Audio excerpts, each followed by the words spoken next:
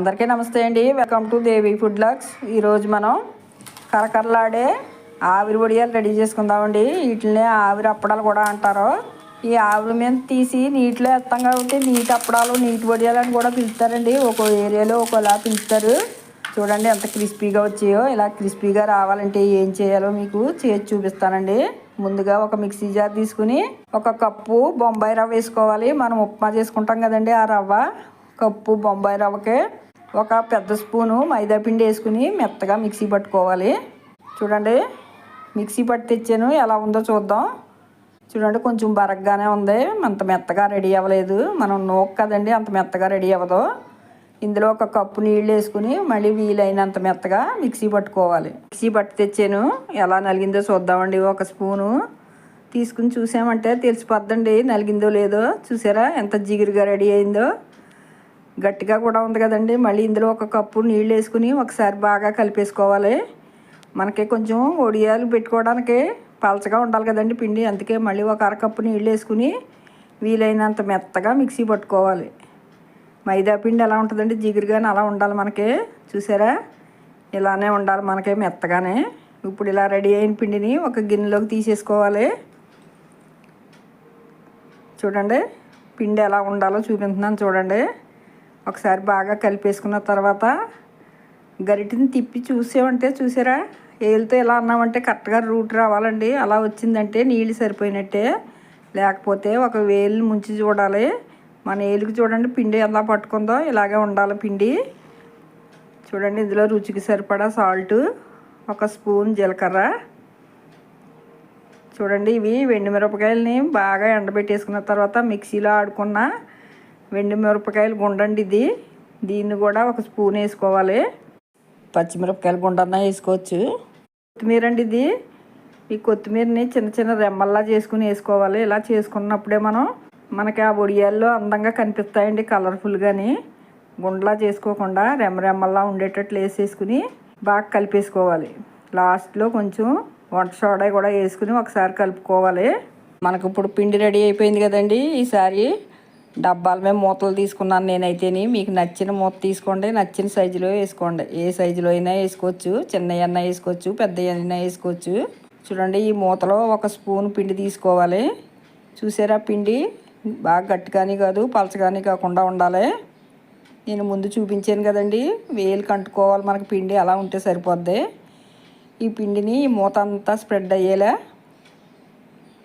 బాగా సర్దుకోవాలి. ఎక్కడ వంకర రాకూడదు. ఇక్కడ వంకర ఉన్నదంటే మనం రెడీ అయిన అప్పడంలో కూడా వంకర ఉంటుంది. మూత అంతా బాగా సర్దేసుకోవాలి. పిండిని సర్దుకుని పక్కన పెట్టుకోవాలి. ఇప్పుడు స్టవ్ వెలిగించుకుని పాల గుండుగులు ఉంటాయి కదా చిన్నవి, మనకి మూత పట్టే గుండుగులండి, అవి చూసుకోవాలి ముందు. ఈ పాల గుండుకి సగం నీళ్ళు వేసుకుని ఒక మూత పెట్టేసుకుని నీళ్ళని బాగా మరగనివ్వాలి. చూడండి నీళ్లు మరుగు పట్టే కదా, ఇలా మరుగుతున్నప్పుడే మనం ఈ రెడీ చేసుకున్న పిండి మూతను పెట్టేసుకుని దానిపై మళ్ళీ ఇంకో మూత పెట్టుకుని ఆవిరిపోకుండా బాగా ఉడికించుకోవాలి. 2 నిమిషాల్లో ఉడికిపోతాయి, అస్సలు టైం పట్టదండి. ఈ ఆవిరి అప్పడాలు ఉడికేయని ఎలా తెలుస్తుందంటే మనం ఒక ఏళ్ళని పెట్టి చూసుకోవాలండి. పిండి మనకు అంటుకోకపోతే రెడీ అయినట్టే లెక్క. ఇప్పుడు రెడీ అయింది వెంటనే తీసి ఒక నీళ్లు గిన్నెలో వేసేసుకోవాలి. గిన్నెతో నీళ్లు పెట్టుకోవాలండి పక్కన. 2 వేసేసుకున్నాం కదా, ఒక్క నిమిషంలో చల్లారిపోతాయి. చల్లారిపోయిన తర్వాత కప్పులో కొన్ని నీళ్ళు ఉంచుకుని, మర్చిపోవద్దు నీళ్ళు ఉంచుకోవాలి. నీళ్ళు లేకపోతే మనకి ఈ ఆవిరి అప్పడం పైకి రాదండి, ముక్కల కింద తిరిగిపోద్ది. నీళ్ళు ఉన్నాయంటే కరెక్ట్గా మనకి పైకి వచ్చేద్ది, ఎక్కడ బ్రేక్ అవ్వకుండానే. చూడండి కొంచెం చివరను లూజ్ చేసి చేతితో నీళ్ళతో పాటు తీసామంటే కరెక్ట్గా ఎక్కడ అంటుకోకుండా వచ్చేస్తుంది.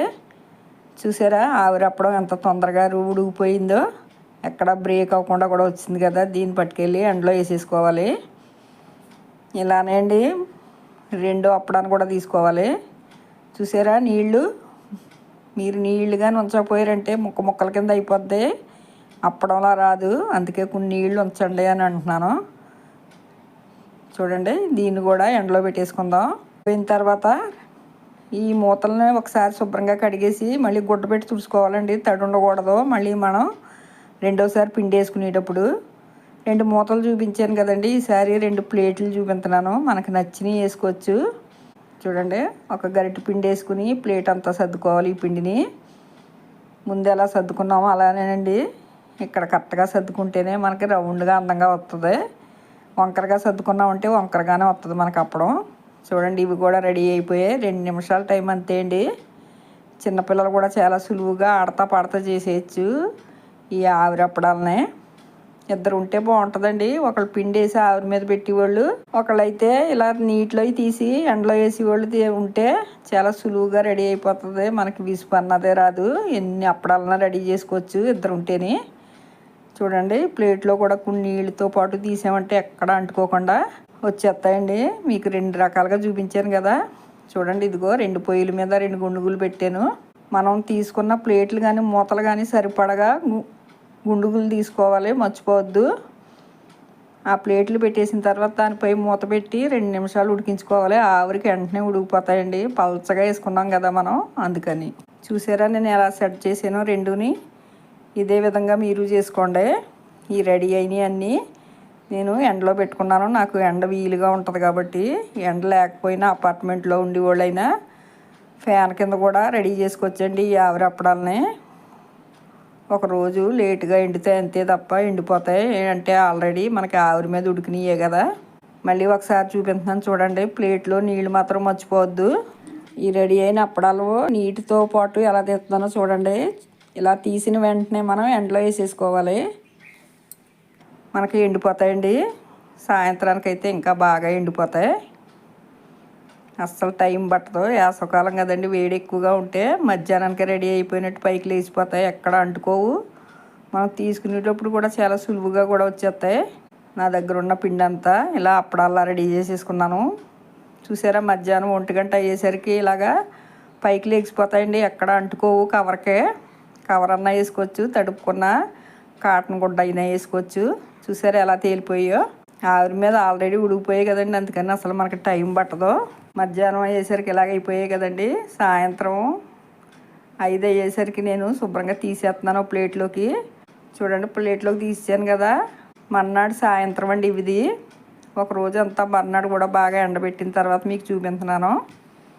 మర్నాడు సాయంత్రం వేయించి చూపిందాం కదా అని చూపిస్తున్నానండి మీకు. నూనె బాగా వేడెక్కిన తర్వాత చూడండి, ఒక అప్పడం వేసుకున్నామంటే నూనెలో వేయగానే డబల్ సైజ్ అయిపోతుందండి.